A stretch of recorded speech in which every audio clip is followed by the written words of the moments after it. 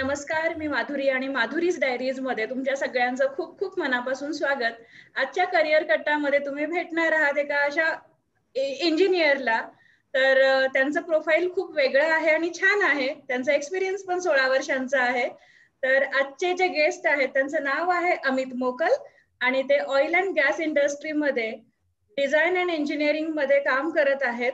गेली 16 वर्षांचा त्यांचा हा चांगला अनुभव आहे. तर त्यांच्या करिअर बद्दल म्हणजे ह्या करिअरमध्ये जर आपल्याला यायचं असेल तर आपल्याला कोणकोणत्या गोष्टी लक्षात ठेवाव्या लागतील, त्यामध्ये काय पाथ आहेत, काय ऑपॉर्च्युनिटीज आहेत, काय चॅलेंजेस येतात, आपल्याकडे काय स्किल सेट असावे पाहिजेत. तर ह्या सगळ्या गोष्टींची आपण चर्चा करणार आहोत. नमस्कार अमित सर, तुमचं खूप खूप स्वागत आजच्या एपिसोड मध्ये. नमस्कार. नमस्कार तुला सुद्धा माधुरी. खूप छानपणे काम करतेस आणि बरेच गायडन्स सगळ्यांना भेटत राहील या तुझ्या माध्यमातून. तर माझी पण शुभेच्छा राहतील तुला.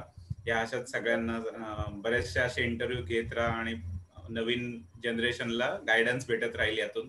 तर त्याच्यासाठी माझ्याकडनं तुला शुभेच्छा. Thank you so much. तर आपण आपल्या गप्पांना सुरुवात करूया. सर, मला तुमच्याबद्दल थोडी ओळख करून सांगा, म्हणजे तुमचं फॅमिली बॅकग्राऊंड, एज्युकेशन आणि जे तुमचं आताचं करिअर जे चाललंय त्याबद्दल थोडी माहिती. ठीक आहे.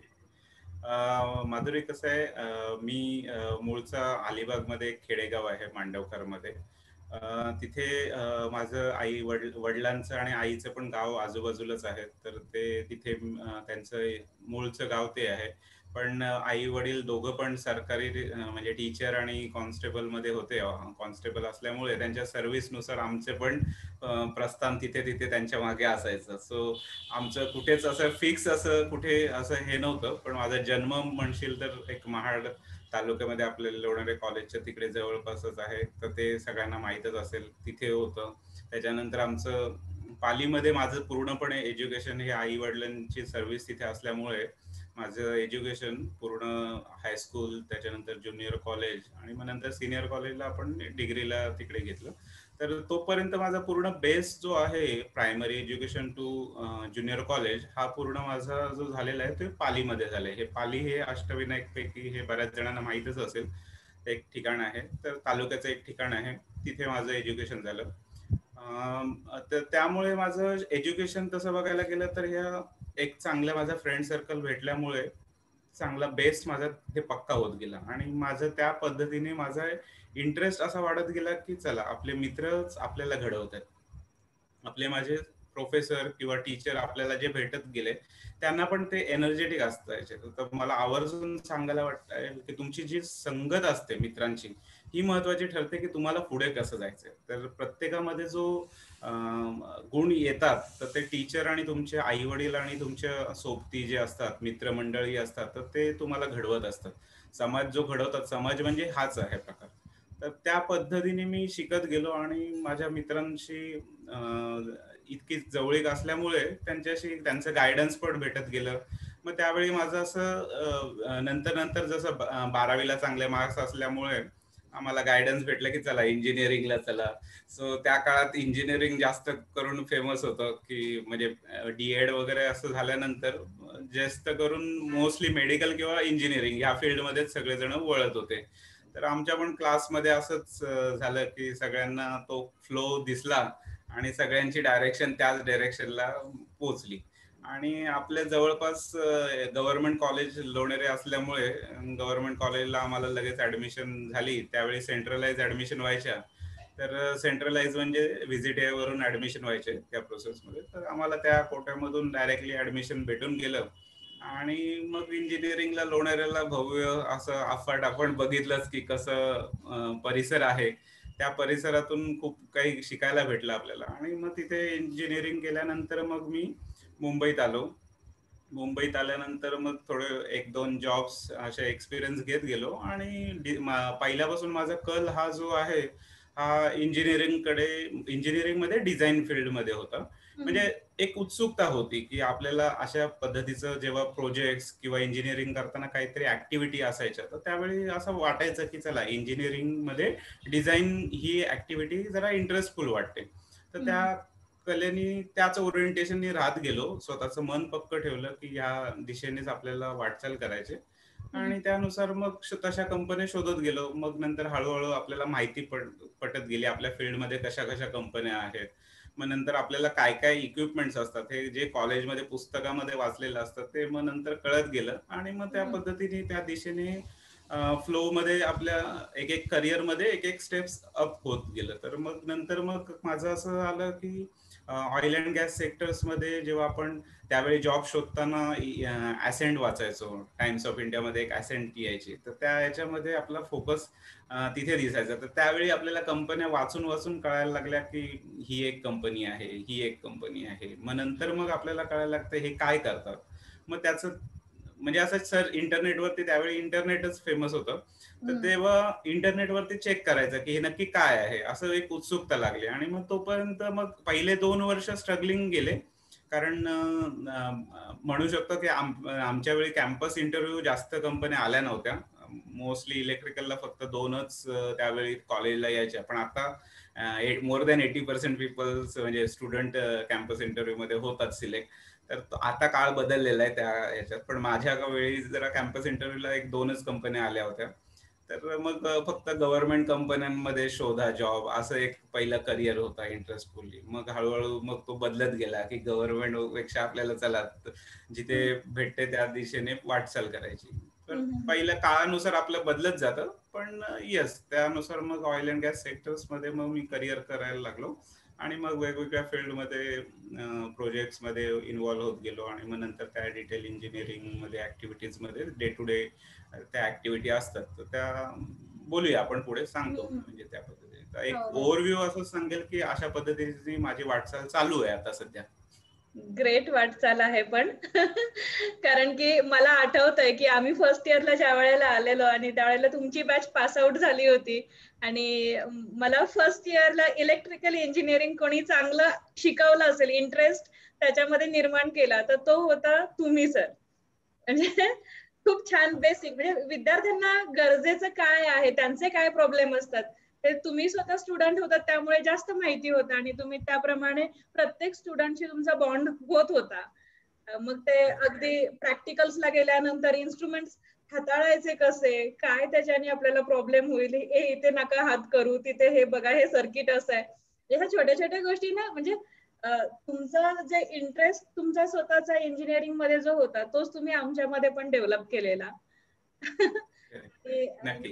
नाही, त्यामध्ये कसं होतं की आपल्याला स्वतःला पण एक म्हणजे काही काही घडवत असतात. म्हणजे काही किस्से असतात आपल्या जीवनातले पाठीमागचे, तर त्या किस्स्यांनी आपण घडत असतो. की ते इलेक्ट्रिकल मध्ये मी करिअर केला तर असं नाही की ते आपोआप निर्माण झालं, तर ते कुतूहल निर्माण झालं आपल्याला लहानपणी. आपल्या कोकणात म्हणजे मोस्टली मी किस्सा सांगतो मला जो घडवलेला जो किस्सा आहे तो मी सांगतो. माझ्या लाईफमध्ये इलेक्ट्रिकल इंजिनिअरिंग मध्ये घडण्याचा प्रकार असा का झाला, तर ते म्हणजे चांगले मार्क्स असून आपण दुसऱ्या फील्डला पण जाऊ शकत होतो. पण मला काय झालं की आपल्या कोकणामध्ये एक असं एक गणपती उत्सव असायचा. तर त्यावेळी काय व्हायचं की प्रत्येक आपल्याला, मी तेव्हा 8वी-9वीला असायचो, तर असे उद्योग करायला काहीतरी वाटायचं की चला आपण पण करू शकतो डेकोरेशन वगैरे, अशा पद्धतीने वाटायचं. आणि लहानपणापासून बघायचो की वडील करतायत, काका करतायत, अशा सगळ्या गोष्टी डेकोरेशन करतायत, तर मी त्यांना हेल्प म्हणून करायला गेलो. तर त्यावेळी एक मला शॉक बसला होता. तर मग असं एक स्वतःला वाटलं की अरे हे काय झालं, बाकी करतात त्यांना नाही होत पण मला काय लागलं असं. तर मग असं हे आपल्याला 8वी-9वीला म्हणजे तेव्हा कळत नसतं, पण नंतर मग एक थोडासा शॉक लागला. मग नंतर अजून थोडं काहीतरी असं उद्योग केले, मग ते असे आपोआप स्वतःमध्ये निर्माण होत गेलं की कुतूहल की हे काय आहे आणि मग मलाच का लागतं, दुसऱ्यांना का नाही लागत. किंवा एक अजून एक मित्र होता, तो असा काहीतरी उद्योग करायचा, तो लॅम्प वगैरे हातानेच असं काहीतरी करायचं. तर त्यावेळी काही कळायचं नाही हे काय पद्धत आहे. तर असं स्वतःचे काहीतरी इंटरेस्ट निर्माण होत गेला. आणि मग नंतर असं वाटायचं की आपल्याला त्यावेळी असं वाटायचं की सगळ्यांमध्ये मॅथ्स, फिजिक्स आणि केमिस्ट्री, त्यामध्ये फिजिक्स जास्त टफ वाटायचा, काही काहींना मॅथ्स वाटतो. तर असं नाही की जरुरी की फिजिक्स टफ आहे म्हणजेच तुम्हाला जर जमत नाही तर तुम्ही इलेक्ट्रिकल इंजिनियर होऊ नाही शकत. मला केमिस्ट्री जमतं म्हणजे मी केमिकल इंजिनियर होऊ शकतो, असं काही नाहीये. तुम्हाला त्यामध्ये उतरलात की आपोआप ते येत राहतं. तर हे मला सगळ्यांना हे सांगावं लागेल की असं तुम्ही विचार नका करू की इलेक्ट्रिकल इंजिनियर म्हणजे मला पहिलं बेस म्हणजे फिजिक्सच यायला पाहिजे. स्विमिंग करताना तसंच आहे ना की आपण स्विमिंग लगेच येत नाही. स्विमिंग पूलमध्ये उतरावं लागतं. तर तेव्हा एक्झॅक्ट. तसंच आहे, इलेक्ट्रिकल इंजिनिअरिंग म्हणा किंवा कुठली बेसिक इंजिनिअरिंग फील्ड जर तुम्हाला काठावर बसून नाही येणार आहे, तुम्हाला त्यात उतरावं लागेल आणि त्यातून मग तुम्हाला घडायचं आहे. आणि ते आपोआप इयर अँड इयर एक्सपिरियन्सने तुम्ही घडत राहताय. प्रत्येक क्षण तुम्हाला शिकवत राहतं. तर हे मला आवर्जून सांगायचंय, कोणालाही कोणतीही इंजिनिअरिंग करा, त्यात तुम्ही जर करत असाल तर नक्कीच त्यातून तुमचं इंटरेस्ट आपोआप निर्माण होईल आणि निर्माण झाल्यानंतर लगेच एका वर्षात तुम्ही नाही होत. हळूहळू ते घडवत राहतात. ते क्षण तुम्हाला एन्जॉय करायचे असतात आणि ते हळूहळू त्यातून शिकत राहायचं असतं. आणि आयुष्य काय तेवढं संपत नाही, आपल्याला थोडं एन्जॉय करत राहायचं त्याच्यासोबत. बरोबर. आणि ती एक लर्निंग प्रोसेस आहे. जसं तू बोललास की प्रत्येक अनुभवातून आपण शिकतो आणि खरं आहे हे. अनुभवातून आपण बऱ्याच गोष्टी शिकतो पुस्तकांच्या शिवाय अगदी. आणि मी हा प्रश्न विचारणारच होते, पण त्याचा उत्तर तुम्ही दिलंत मला की जसं मी विचारणार होते की इलेक्ट्रिकल इंजिनियर व्हावं असं का वाटलं. तर आणि म्हणजे त्याच्या त्याचा मागचं किस्सा असं कुतूहल. सांगायला. हा नाही, म्हणजे असं मला बऱ्याच जणांनी मला विचारला हा क्वेश्चन, की तुम्ही त्या काळात म्हणजे जास्त करून कम्प्युटर इंजिनिअरिंग किंवा हो. इलेक्ट्रॉनिक्स इंजिनिअरिंग जास्त फेमस होतं, तर तुम्हाला इलेक्ट्रिकलच का आवडलं? आणि माझ्या बरोबरच्या माझ्या दुसऱ्या कलिग्सना म्हणजे असं नाही की फक्त मार्क्स वाईजच तुम्ही इलेक्ट्रिकल चूज करू शकता. तर मी प्रेफरन्स घेतलेला मेकॅनिकल किंवा इलेक्ट्रिकल, असे दोनच ऑप्शन घेतले होते. आणि तो फॉर्म भरताना पहिला इलेक्ट्रिकलला प्रेफरन्स दिला होता, नंतर मेकॅनिकल दिला होता आणि मग त्याच्यामध्ये पहिला इलेक्ट्रिकल मध्ये ते लागून गेलं. मग नंतर मी पण काय कधी राऊंडला गेलो नाही इंटरव्ह्यूच्या ओके. म्हणजे सेंट्रल प्रोसेसमध्ये.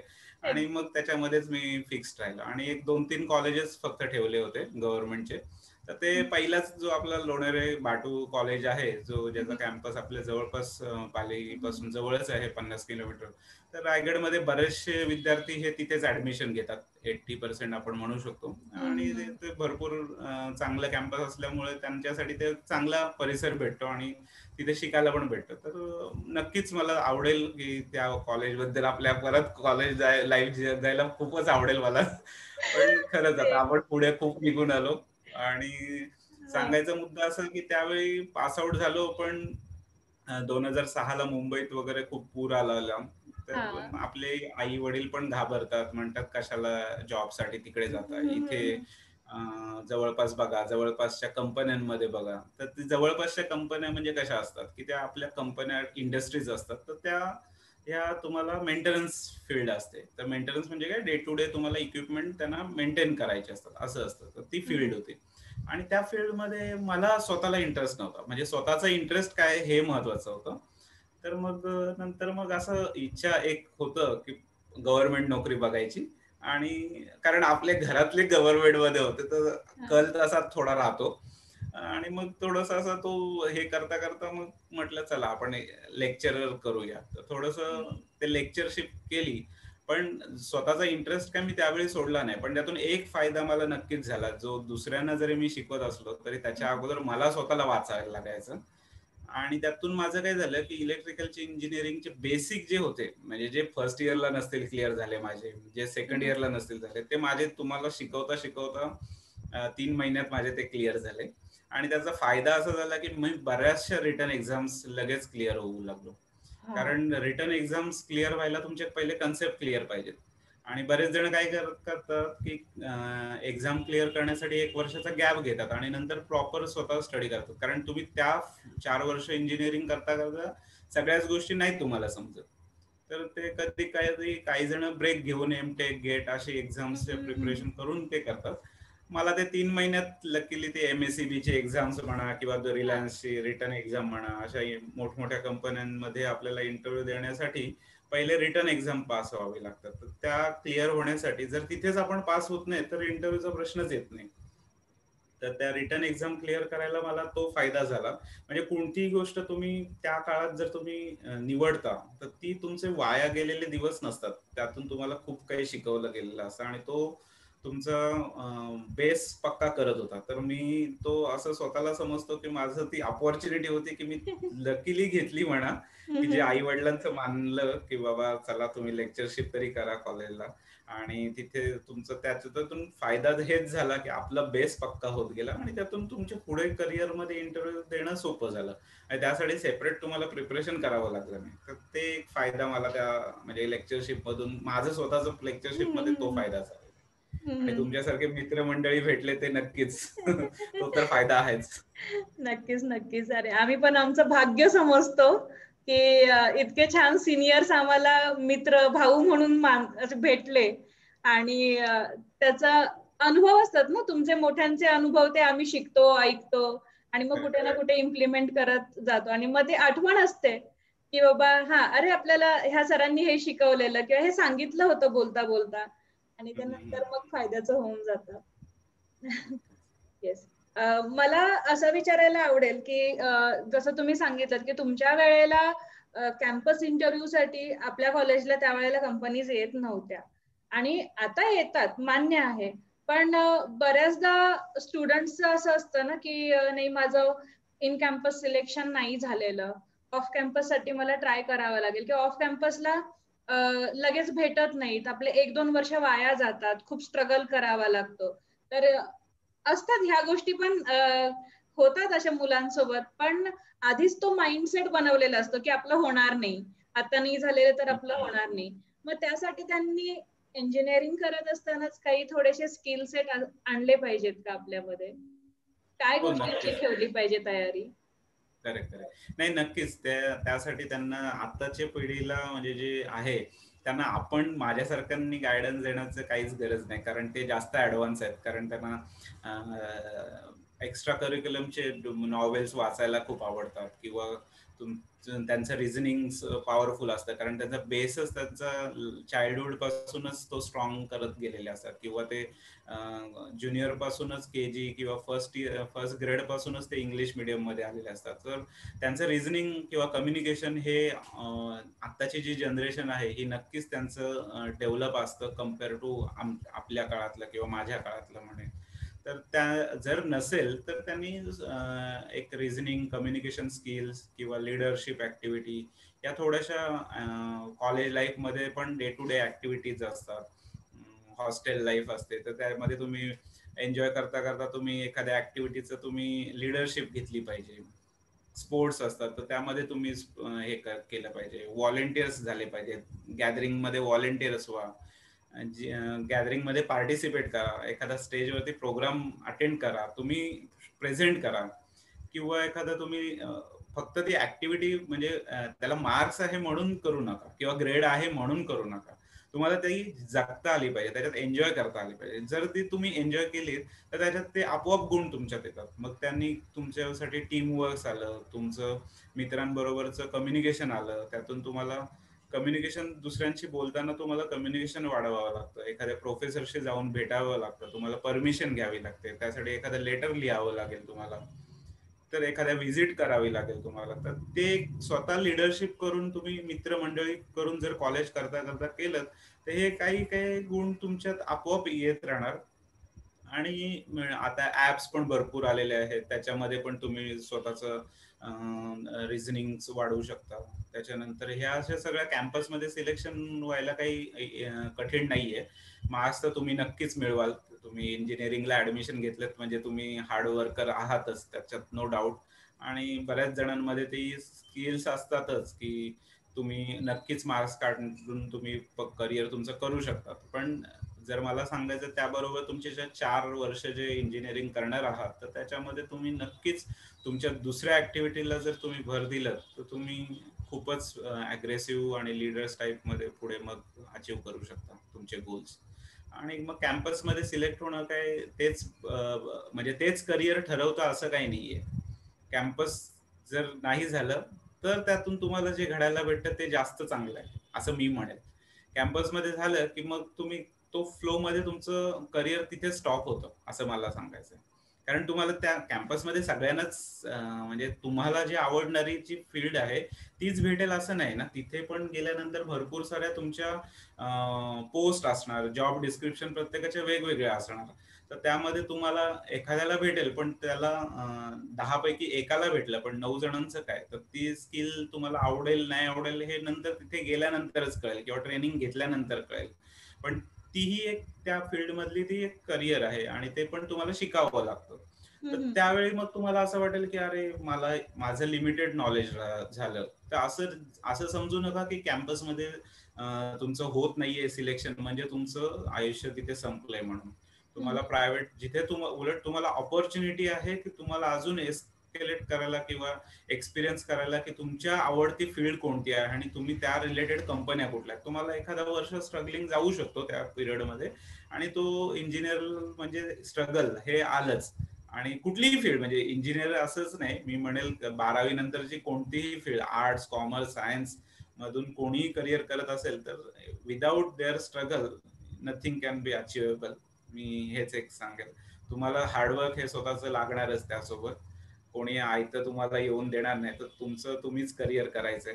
सो नक्कीच मी असं सांगेल की तुम्ही 4 वर्ष एन्जॉय करा. एन्जॉय मध्ये करता करता तुम्ही अभ्यास करता करता तुमच्या करिअर ऍक्टिव्हिटीज बाकी सगळे टुरिझम करा किंवा तुम्ही फिरायला जा. त्यातून तुम्हाला भरपूर काय काय घडामोडी शिकतील. तुम्हाला तिथला परिसर शिकवेल. तुम्हाला जवळपासचे आपण काय करतो बऱ्याचदा ऍक्टिव्हिटी, पाऊस आलाय म्हणून चला फिरायला, पण त्यातून आपल्याला काय शिकायला भेटते हे पण बघितलं पाहिजे. तर भरपूर काय काय तिथून शिकायला पण भेटतं आपल्याला. सो ह्या गोष्टींमधून नक्कीच कॅम्पस इंटरव्ह्यू साठी तुम्हाला ऍक्टिव्हिटी स्ट्रॉंग बनवेल. येस, खूप छान सांगितलं. मला आता जे तुमचा एक्झॅक्टली जॉब आहे ना त्याच्याबद्दल थोडं जाणून घ्यायचं होतं, कारण तुम्ही मगाशी उल्लेख केलात की तुम्ही डिटेल इंजिनिअरिंग मध्ये काम करताय. तर डिटेल इंजिनिअरिंग म्हणजे नेमकं काय किंवा त्यामध्ये कशा प्रकारचे काम असतं हे सांगाल का? हो, नक्की नक्की. नाही, मी पहिले म्हणजे फ्लो मध्ये जातो.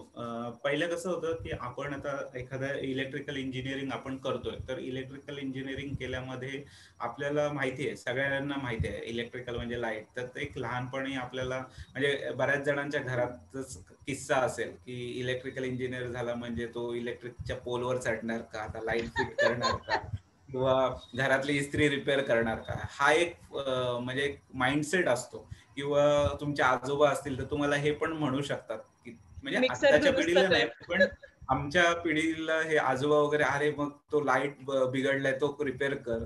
तर आपल्याला हे इक्विपमेंट डे टू डे आता सगळ्या आलेल्या आहेत. तर कोणतीही इक्विपमेंट्स आहेत हे विदाऊट पॉवर चालणार नाहीये, हे तर क्लिअर आहे. Power is electricity. तर इलेक्ट्रिसिटी म्हणजेच तुम्हाला पॉवर आहे. तर ती त्याच्यामध्ये प्रत्येक इक्विपमेंट आले. तर त्या इक्विपमेंट म्हणजे काय, वस्तू. तर ती वस्तू त्या काय काम करते. आता आपल्याला लाईट आहे तर उजेड देतं, तर उजेड हे देतं, पण ते कसं बनवलं गेलं, तर त्याचं डेव्हलपिंग आलं, त्याचं डिझाईन आलं, त्याचं एखादा डिटेल इंजिनिअरिंग म्हणजे काय, तो आपोआप बनला तर नाही. आता पूर्वी आपल्या म्हणजे जुन्या काळात जर बघितलं तर आकाश कंदील मध्ये आपण एक लॅम्प लावायचो, इनकॅन्डेन्सेंट लॅम्प म्हणतात त्याला, आणि तो येलोविश कलर आपल्याला म्हणजे भेटायचा. पण आता सगळ्याकडे लाईट बघाल तर व्हाईट कलरची आलेली आहे, फ्लोरोसंट आल्या, त्याच्यानंतर एलईडी आल्या, आता टीव्ही सुद्धा एलईडी झालेले आहेत. तर त्या एलईडी मध्ये टेक्नॉलॉजी एवढी डेव्हलप झाली तर तुम्हाला डे टू डे ऍक्टिव्हिटी मध्ये त्या इक्विपमेंट मध्ये तुम्हाला डेव्हलपमेंट करायला भेटली. तर ते असं एकट्याने तर कोणी केलेलं नाहीये, हे त्या एक इंडिव्हिज्युअली टीम वर्क्स आहे, भरपूर जणांचं त्याच्यावरचे रिसर्च आहे. तर ह्या सगळ्या म्हणतात की त्याला डिटेल इंजिनिअरिंग म्हणजे त्या इक्विपमेंटची ती डिटेल इंजिनिअरिंग केली किंवा त्याचा रिसर्च करत गेले असं म्हणतात.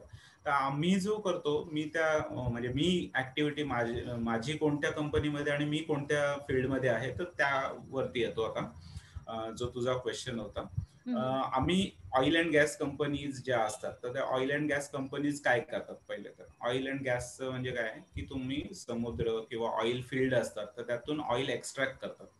तर ते हा आपण ऐकलेले आहेत किंवा आपण बघितलं की पेट्रोल पंपवरती पेट्रोल आला तर आपोआप पेट्रोल पंपवरती पेट्रोल नाही येत. तर आपल्या ऑइल फील्डच्या ज्या असतात तिथून ऑइल एक्स्ट्रॅक्ट केला गेला, त्याच्यानंतर त्याचं प्रोसेसिंग केले जातात, ज्या केमिकलच्या इंडस्ट्रीमध्ये आपण आजूबाजूला रोडनी फिरायला जाताना आपल्याला दिसतील बऱ्याचशा ऑइल अँड गॅसच्या इंडस्ट्रीज दिसतील, की कंपन्याज दिसतील, रिफायनरी कंपन्या दिसतील, किंवा रिलायन्स जी फेमस आहे त्या रिफायनरी कंपन्या ह्या तेच करतात, की एखाद्या पेट्रोलियम प्रॉडक्ट पासून त्याचं ऑइल सेपरेट करतात, गॅस सेपरेट करतात. मग गॅसमध्ये वेगवेगळे प्रकार आहेत, तर त्या सगळे एक्स्ट्रॅक्शन, त्याचं रिमूव्हल, त्याचं प्रोडक्शन, मग वेगवेगळे इथिलीन, प्रोपिलिन, सगळे आपले केमिकल्सचे जे प्रॉडक्ट आहेत, आणि केरोसिन मनापासून सर्व, आणि ते प्रॉडक्ट इंडिव्हिज्युअली त्याच्या ऑइलमधून जे एक्स्ट्रॅक्ट केलेलं आहे ऑइल फील्डमधून, त्यातून ते सेपरेट करून प्रत्येक युनिटला सेपरेट करायला त्याच्या प्रोसेसिंग युनिट आहेत, तर त्या त्या ठिकाणी ते डिस्ट्रीब्युट केले जातात. आणि मग त्यातून फिनिश प्रॉडक्ट आहे तो एखादा मे बी BPCL आपल्याला पेट्रोल पंप वरती भेटतील, की ज्याच्यावर जग सगळं देवाणघेवाण चालू आहे. तर ह्या कंपन्या काय करतात, की त्याच्या वेगवेगळ्या फील्ड्स आहेत. तर काही कंपन्या ड्रिलिंग असतं म्हणजे ऑइल काढण्याचं काम करतात, काही कंपन्या त्याचं प्रोसेसिंग युनिट करतात, काही कंपन्या त्यांचं डिस्ट्रीब्युशन करतात, काही कंपन्या त्यांचं सेल्स करतात. अशा वेगवेगळ्या फील्ड्स आहेत, फ्रॉम तुमच्या ऑइल फील्ड मधून काढायचं ऑइल किंवा गॅस, आणि पूर्ण एंड युजर पर्यंत आपल्या घरामध्ये जरी गॅस असेल, गॅस लाईन असेल, तर ती गॅस पोहोचवणं इथपर्यंत ह्याचं डिस्ट्रीब्युशन आहे. किंवा पेट्रोल आपल्या गाडींना, व्हेकलला लागणार आहे, हे सर्व याच्यावरती आपल्याला चालू आहे. तर आता आपल्याला म्हणायचं आहे की ह्या फील्ड माझी कोणती फील्ड आहे. तर माझी जी फील्ड आहे की ऑइल एक्स्ट्रॅक्ट केल्यानंतर जी प्रोसेसिंग युनिट करतात, तर त्यांचे क्लायंट्स आहेत. तर क्लायंट्स म्हणजे रिलायन्स. आता रिलायन्स स्वतः इंजिनिअरिंग किती करतं, त्यांचं पण आहे इंजिनिअरिंग युनिट, पण ते काय करतात की रिलायन्स आहे, दुसऱ्या अजून सौदी अरामको, सौदी मधलं जर म्हणाल तर आराम म्हणजे अमेरिकन कंपनी, आणि सौदीचं टायअप सौदी अरामको आहे. त्याच्यानंतर तुमच्या BPCL, HPCL, नंतर तुमचे या सर्व मोठमोठ्या कंपन्या आहेत. ऑइल अँड गॅस, आपली ONGC म्हणतात, ऑइल अँड गॅस नॅचरल, किंवा ह्या सर्व ज्या मोठमोठ्या कंपन्या आहेत, ह्या स्वतः इंजिनिअरिंग न करता त्यांचं बीड मार्केटमध्ये ओपन करतात, आणि त्यांचं मार्केटमध्ये त्याला टेंडर बोलवतात, की ह्याचं प्रॉडक्ट मी तुम्हाला जमीन देतो, त्याच्यावरती मला हा युनिटचा एक प्रोसेसिंग युनिट मला बिल्ड करायचंय, म्हणजे बांधायचंय. तर त्यासाठी आपल्याला तो एक बांधण्यासाठी आम्हाला फक्त इंजिनिअरिंग करताना फक्त एक ग्राउंड वर्क आलेलं असतं.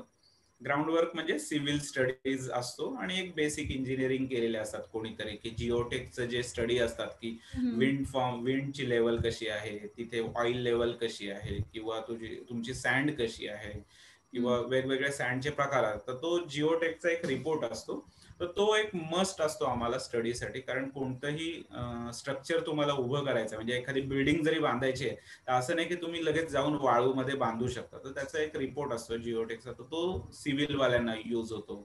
आमच्या इलेक्ट्रिकलमध्ये त्यांना इलेक्ट्रिकलच्या कॅल्क्युलेशनसाठी त्याच्यामधलं काही व्हॅल्यूज लागतात. तर इलेक्ट्रिकलची रेझिस्टन्स, अर्थिंगसाठी लागणारे डिटेल्स असतात, तर त्या सगळ्या गोष्टी ह्या जिओटेकच्या रिपोर्ट मधून आपल्याला भेटतो. म्हणजे जमिनीचा सर्व अभ्यास केलेला इंजिनिअरिंग रिलेटेड. आणि मग मग ह्या सगळ्या प्रत्येक त्या जिओटेकच्या रिपोर्ट मधून, आणि कस्टमरला म्हणजे क्लायंटला आपल्याला काय हवंय, फिनिश प्रॉडक्ट काय आहे, आणि तो आपल्याला इनपुट काय देणार आहे. तर कोणतीही गोष्ट आपण जर बघाल, तुम्ही काय दिलं, इनपुट काय दिलं आणि काय आउटपुट आहे हे माहित पाहिजे. आणि मग तुम्ही करणारा तुमचं म्हणजे आता आपण स्टडी करताना काय करतो, तुम्ही वाचत राहता, तर तुम्ही तुमच्या मेंदूला देता, मग तो नंतर आन्सर करत राहतो तुम्हाला. म्हणजे तो इनपुट आणि आउटपुट ह्याच्यावरती सगळं जग चालू असतं. तर आपल्याला क्लायंटने सांगितलेलं असतं की मला एवढे एवढे डिटेल्सचं आउटपुट पाहिजे, आणि हे त्याच्या मागचं इनपुट आहे. तर इनपुटसाठी आपल्याला ते मे बी समुद्रातलं पाणी देतील, किंवा इंधन देतील, किंवा लागणारा कोल देतील. तर ते हे एक इनपुट मे बी इनपुट आणून देणारे असतील त्या प्लांटला. मग कोणतेही प्लांट आपल्याला लागणारं एक पाणी लागतं म्हणजे वॉटर, आणि लागणारं एखादं बर्निंग करण्यासाठी लागणारं एक इंधन. तर त्या सगळ्या गोष्टींमध्ये त्याच्यावरती मग त्यांचं प्लांट करतात. मग त्याच्यामध्ये केमिकल इंजिनियर जे असतात त्यांची एक प्रोसेस युनिट म्हणतात. तर ते त्यांचं स्वतःचं एक प्रोसेस काय करायचंय हे ते डिफाईन करतात. आणि मग त्याच्यावरती त्याच्यात प्रोसेस डायग्राम्स असतात, म्हणजे केमिकल्स रिलेटेड. त्याच्यावरती तो फ्लो करण्यासाठी त्यांना एखादं इक्विपमेंट, फ्लो तर आपोआप होणार नाही. एखादं आपण समजा पाणी आणलं तर आपोआप पाणी वरती बिल्डिंग मध्ये चढत नाही. बरोबर. तर आता एखादा फ्लुइड आहे, फ्लुइड म्हणजे एखादा गॅस असेल, लिक्विड असेल की काही असेल, तर तो एखाद्या एका पॉइंट पासून दुसऱ्या युनिटला जर चढवण्यासाठी आपल्याला मोटर लावावी लागते. तर तसंच त्यांच्या त्या प्रोसेस ड्रॉइंग मध्ये आपल्याला वेगवेगळ्या मोटर्स असतात, हीटर्स असतात, त्यांना त्यांच्या प्रोसेससाठी लागणारे एखाद्या इक्विपमेंटचं टेम्परेचर वाढवावं लागतं किंवा कमी करावं लागतं. तर त्यासाठी त्यांना हीटर्स लावावे लागतात, कूलर्स लावावे लागतात, म्हणजे कूल करण्याचे कूलर्स, हीट करण्याचे हीटर्स, किंवा मोटर म्हणजे ते मोटरचं काम, पंपिंगचं काम असतात. कॉम्प्रेसर असतो, आपण एखादा कॉम्प्रेसर बघितला असेल गाडीमध्ये प्रेशर भरताना, एअर प्रेशर भरताना, तसं पंपिंग स्टेशनला असतात, एअर स्टेशन असतात. तर तसे ते डेव्हलप करतात आणि मग त्याच्यामध्ये लागणाऱ्या त्यांच्या मोटर्स, ह्या ड्रॉइंग्स वरून आम्ही त्या मोटरच्या लिस्ट आपल्याला इनपुट घेतो आणि मग त्यानुसार मग आमचं इलेक्ट्रिकलचं नेटवर्क त्याच्यामध्ये डेव्हलप करतो की ह्या प्रत्येक इक्विपमेंटला माझी पॉवर कशी मिळेल आणि मग त्यातून तो ती मोटर चालू करून त्याचं प्रोसेस कशी मेंटेन राहील. म्हणजे आता आपल्याला कम्प्युटरला कळतं की आपल्याला कम्प्युटरची बॅटरी संपली तर आपल्याला चार्जिंगला लावायचं एवढं कळतं, पण त्यासाठी आपल्याला चार्जिंग युनिट आपल्या जवळपास आहे, त्यासाठी आपली कम्प्युटरची केबल किती लांबीची आहे हे आपल्याला माहित पाहिजे. जर शॉर्ट असेल तर नाही पोहोचू शकत. तर ते घरातलं जे वायरिंग आहे तर ते तिथपर्यंत आणलेलं आहे. तसंच त्या मोटरला लागणार आहे त्याचं बिहेवियर, त्याचं प्रोटेक्शन म्हणा किंवा काय, ह्या डिटेल्स त्याच्या प्रत्येक मोटरचं आपल्याला स्टडी करावा लागतो आणि त्याच्यातून त्याला एक नेटवर्क मध्ये त्याला पॉवर सप्लाय आपण देतो. म्हणजे आपण बघितलं असेल की कॉलेज लाईफ मध्ये आपण एखाद्या सबस्टेशनला व्हिजिट केली असेल किंवा जवळपास आपल्या MSEBचं ऑफिस असेल तर आजूबाजूला आपल्याला लाईन्स दिसतात किंवा ओव्हरहेड लाईन जाताना दिसतात. तर हे पण एक ओव्हरहेड लाईन्स हा इलेक्ट्रिकल नेटवर्कचा पार्ट आहे. त्यातून एका पॉइंट पासून तुमच्या दुसऱ्या पॉइंट पर्यंत आपल्याला पॉवर तिथे शिफ्ट केलेली असते. तर त्याला लागणारे प्रत्येक इक्विपमेंट, त्याला लागणारे त्याचं इंजिनिअरिंग, हे त्यामध्ये डिटेल इंजिनिअरिंग आली. मग त्या वेगवेगळ्या त्याच्यात परत परत फील्ड आहेत, म्हणजे जितकं तुम्ही जाल तितकं कमीच आहे. कोणतीही फील्ड, इलेक्ट्रिकल इंजिनिअरिंग घ्या किंवा कोणतेही इंजिनिअरिंग घ्या, त्यातून एक एक क्षण त्यातला तो मोमेंट आपल्याला नंतर आठवत, अरे हे आपण कॉलेजमध्ये कधीतरी शिकलेलो आहे. मग त्याच्यामध्ये एवढं वास्ट आहे की हे नंतर कळतं आपल्याला. तर डिटेल इंजिनिअरिंग म्हणजे असंच आहे की एखादा प्रोजेक्ट घेतला तर त्याच्यामध्ये त्याचं डिटेल्स प्रत्येक स्टडी करणं. अशा एकदम पद्धतीने रूट एक ओव्हरव्ह्यू रूट सांगेल मी. लेवलला जाऊन तुम्हाला सगळं हा, करायचंय. हा, करेक्ट करेक्ट. म्हणजे मला खूप आवडलं आता एक्सप्लेनेशन. म्हणजे किती छोट्या छोट्या गोष्टींमधून होतं ना की हो, लॅपटॉपला चार्जिंग करायचं तर त्याची केबल किती लांबीची हवे, त्याच्यासाठी युनिट करेक्ट जवळ असलं पाहिजे. करेक्ट. किंवा ज्या वेळेला म्हणजे आता डिटेल इंजिनिअरिंग मध्ये इलेक्ट्रिकल सप्लाय वगैरे ह्या गोष्टी लागणार आहेत, पण त्यामध्ये हे एवढे सगळे पॅरामीटर्स आहेत. पण त्यासोबतच तुम्हाला बाकीच्या रिपोर्ट्सचा पण अभ्यास करावा लागणार आहे, जसं जिओटेक. स्टडी करावं म्हणजे लागतं. हे आपलं नॉलेज लिमिटेड नाहीये, म्हणजे मी फक्त इलेक्ट्रिकलचं काम नाही करत आहे, करेक्ट. तर नाही मला बाबा हे थोडंसं केमिकल इंजिनिअरिंगचा पण बेस हवाय, मला येस येस थोडंसं नक्कीच. कम्प्युटर इंजिनिअरिंग हवंय. सगळं बॅलन्स्ड आहे ते. बॅलन्स. आणि कोणतीही फील्ड अशी आहे, इलेक्ट्रिकल इंजिनिअरिंग असो किंवा मेकॅनिकल असो किंवा तुमचं कम्प्युटर इंजिनिअरिंग असो, आमच्या फील्डमध्ये पण म्हणजे इलेक्ट्रिकलमध्ये कोणतंही तुम्हाला आता टेक्नॉलॉजी एवढे झाले आहेत की कोणी त्याच्यामध्ये सॉफ्टवेअर डेव्हलपर होतो त्याच्यामध्ये त्याचं. तर त्या इलेक्ट्रिकलचे लागणारे सॉफ्टवेअर हे काय आपोआप डेव्हलप होऊ नाही शकत. ज्याचं कम्प्युटरमध्ये कल आहे आणि ज्याचं इलेक्ट्रिकल इंजिनिअरिंग झालेलं आहे, तर तो त्या सॉफ्टवेअर डेव्हलपमेंट बॅकएंडला तो काम करतो प्रोग्रामिंग मध्ये.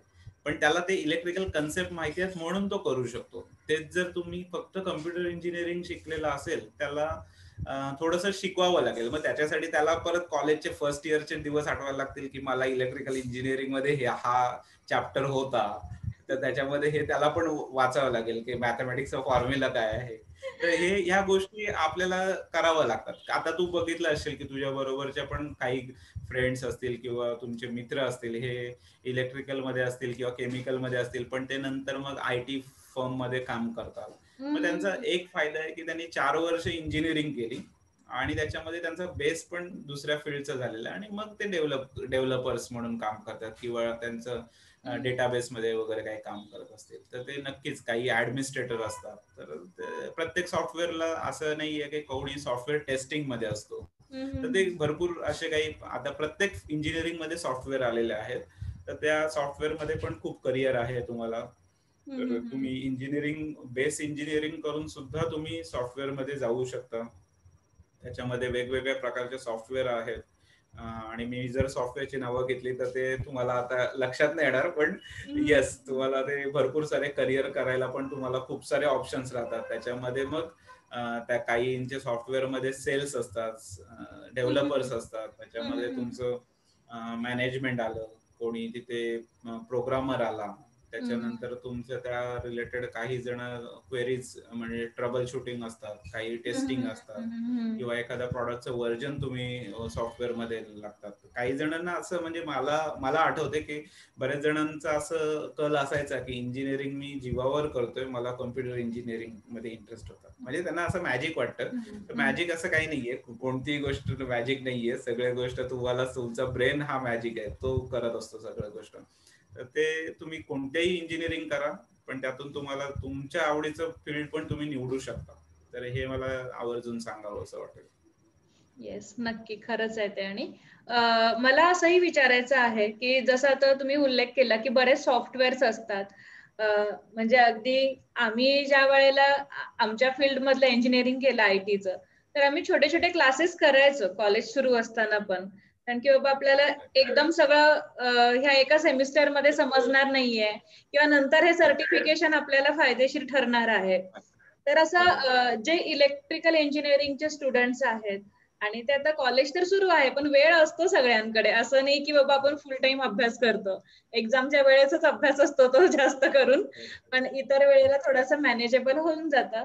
तर असे काही सॉफ्टवेअर किंवा सर्टिफिकेशन्स आहेत का जे मुलांनी केलं तर त्यांना नंतर कुठल्याही फील्डमध्ये म्हणजे इलेक्ट्रिकलच्या जाताना तर त्याचा फायदा होऊ शकेल, असं काही सांगू शकाल? नक्कीच, कोणतीही गोष्ट तुम्ही जर शिकाल तर त्याच्यात कोणतीही वाया नाही जात. कारण आता मी एक आमचं म्हणजे एक उदाहरण सांगेल. माझं एक 2 कलिग आहेत माझ्या ऑफिसमध्ये. त्यांनी आता जे वर्ल्ड मध्ये जेवढे सॉफ्टवेअर आहेत त्यांच्यापेक्षा बीट करणारे त्यांनी इन हाऊस ऑफिसमध्ये जॉब करता करता दोघांनी एवढे सॉफ्टवेअर डेव्हलप केलेत, इन बिल्ट, इन हाऊस. म्हणजे असं नाहीये की घरी बसून त्यांनी कामं करता करता स्वतःचा इंटरेस्ट म्हणजे 15-16 वर्षांमध्ये थोडं थोडं करता करता ते शिकता शिकता त्यांनी स्वतःचं सॉफ्टवेअर असं बनवलंय की ते वर्ल्ड मध्ये जेवढे सॉफ्टवेअर आहेत त्यांना बीट करू शकतात. एवढं त्यांची पॉवर, हाय पॉवरचे त्यांनी सॉफ्टवेअर डेव्हलप केले. तर ते असं नाहीये की त्यांनी लगेच एका क्षणात ते शिकले, बनवलं. त्यांनी स्वतः त्याच्या मागचं पहिलं इंजिनिअरिंग त्यांना फिक्स माहित होतं, त्यांचं बेस क्लिअर होता, आणि मग त्याच्यातून त्यांच्या लागणारे तुमचे सॉफ्टवेअरचे सगळे प्रोग्रामिंग लँग्वेज हे पण ते शिकत गेले. तर आता ते व्हीबी मध्ये केलं तर आता बेस व्हीबी, ओरॅकल डेटाबेस मध्ये जर तुम्ही स्वतःचे कोणतेही करिअर मध्ये रिलेटेड जर तुम्ही शिकाल तर, किंवा एसक्यूएल जर शिकलात तर, किंवा सी प्रोग्रामिंग तर आपल्याला फर्स्ट इयरला किंवा सेकंड इयरला होतच.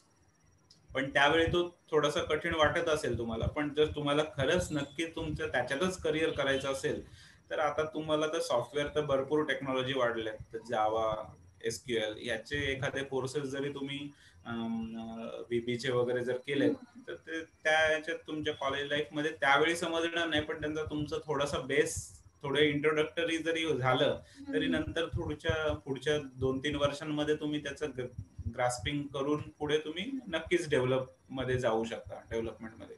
आणि तुम्हाला स्वतः इंजिनिअरिंग ही फील्ड करायची आणि त्याच्यातून तुम्हाला करिअर जर सॉफ्टवेअर डेव्हलपमेंट मध्ये जायचं असेल तर नक्कीच असं काही करू शकता.